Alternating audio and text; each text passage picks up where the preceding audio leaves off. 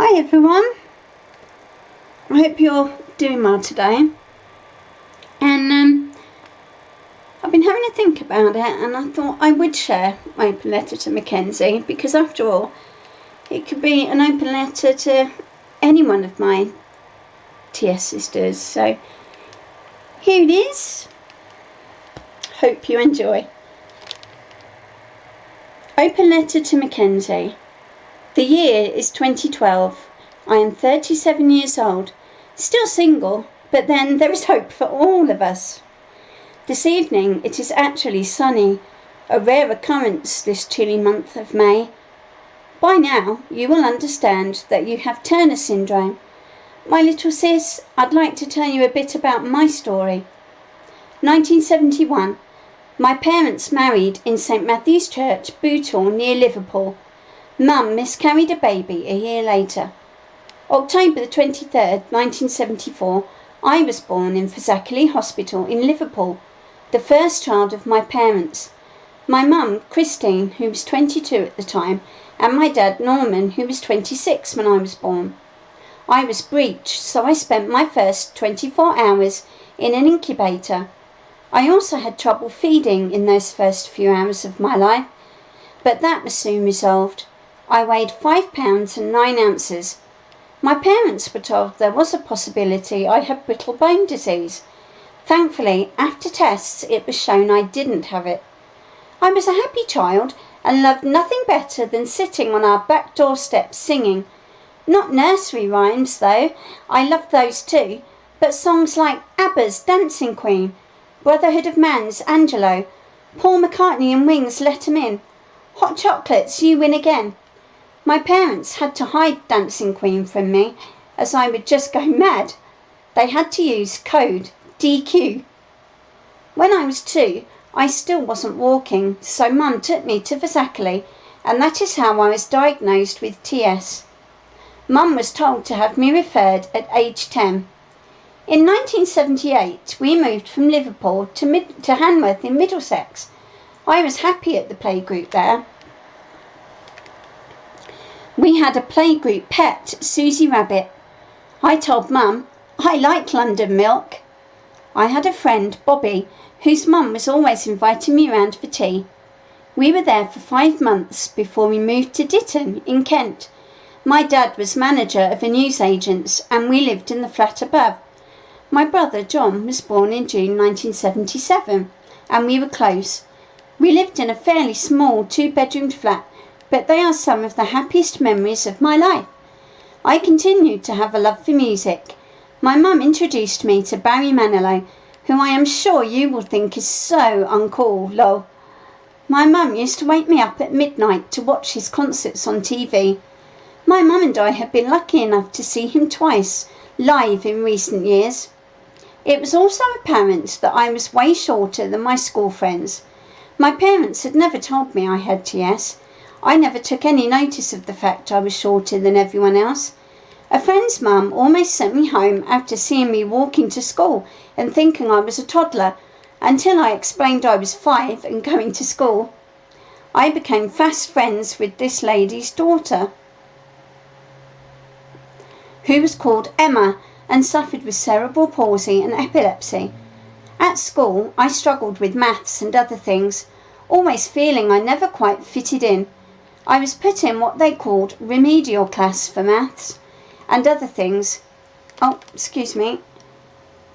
was, however, good at English and excelled in spelling. I enjoyed practicing for Christmas concerts and other things. Always wanted to be Mary. I finally got my wish one year. I also loved to put on shows for my family. It was when I started secondary school that the differences between me and my classmates became more apparent than ever before. I was teased somewhat for being short. Midget and Squirt were my common nicknames. It wasn't just the kids at school that could be a bit cruel. I was invited to a sleepover with a friend.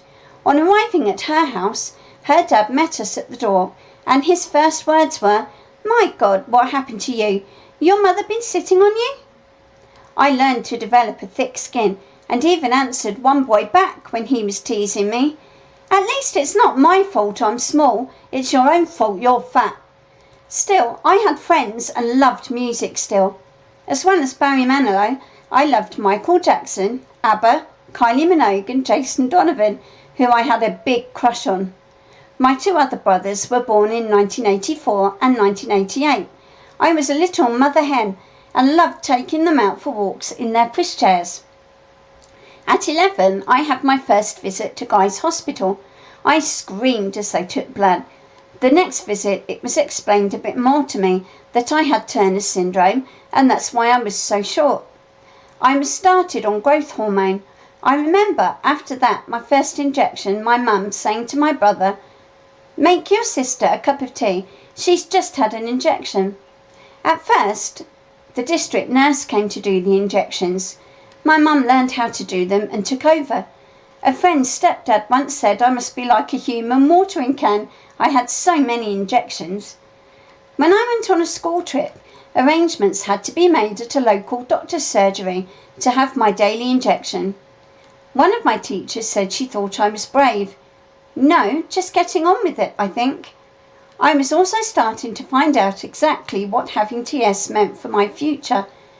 One visit to the hospital, the doctor was talking about hormone replacement to make me have a period in which only the lining of the womb would be shed. I put two and two together and said, "That means I won't have children." The doctor nodded in the affirmative that my summation was right.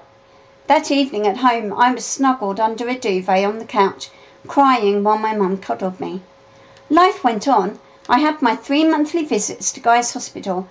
I struggled a bit at school, but tried my best. I finally left school with fairly poor grades, but passed 5 GCSEs. I wonder if they'll still exist in the time you're reading this, Mackenzie.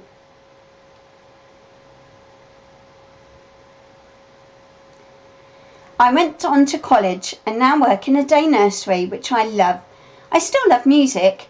Alanis Morissette, Tori Amos, Adele, James Blunt, James Morrison, Michael Bublé and of course Barry Manilow. I've been very blessed. Not only do I have the best mum and dad, I have the most wonderful brothers, grandparents and aunties and uncles. The main symptoms of my TS are my height and infertility. You will find, dearest Mackenzie, that there are people in the world who will hurt you and those that will stick by you closer than anything. You have the most wonderful mum in the world.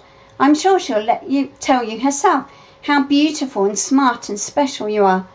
Let me tell you, darling, that when the people who want to hurt you knock you down, hold your head high, beautiful Mackenzie. You are all the things I just mentioned and more. I'm so lucky I have a wonderful mum and dad and 3 lovely brothers. And so are you. We are too to have been touched by you. Never believe otherwise, and discard those who try to make you believe otherwise. Live your life. You can achieve whatever you want or put your mind to. Most of all, darling girl, be happy. Love you, sweetheart. Love from your big sis, Barbara.